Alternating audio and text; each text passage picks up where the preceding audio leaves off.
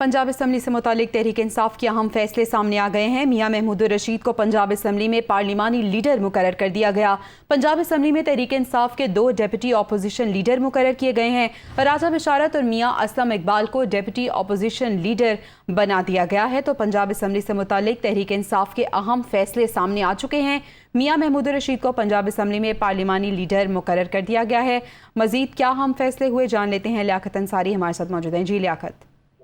आज बिल्कुल तहरीक इंसाफ की क़यादत ने आला सतही मुशावरत के बाद जो है पंजाब असम्बली के हवाले से अहम फैसले किए हैं, जिसमें पार्टी के सीनियर 3 रहनुमा जो कि साबिक अपोजिशन लीडर भी पंजाब असम्बली में रह चुके हैं, मियां महमूद रशीद को पंजाब असम्बली में जो है वो पार्टी का पार्लिमानी लीडर मुकर्रर कर दिया गया है। वो पार्लिमानी पार्टी के तौर पर जो है वो तमाम अहम फैसले करने के मजाज होंगे और ऐवान में जो है वो अपोजिशन लीडर के साथ मिलकर जो है वो PTI की स्ट्रेटजी तय करने के जो है वो अहल होंगे। इसी तरह 2 सीनियर रहनुमाओं को डिप्टी अपोजिशन लीडर भी बनाया गया, जिनमें मियां असलम इकबाल और राजा बशारत का ताल्लुक रावलपिंडी से है, जबकि मियां असलम इकबाल का ताल्लुक लाहौर से है।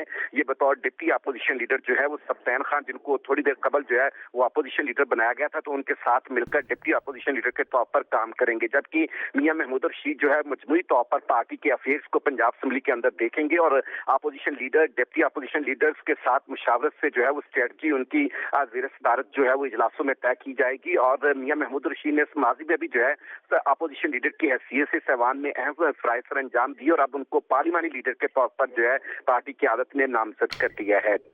बहुत शुक्रिया लियाकत अंसारी, आपने हमें अपडेट किया।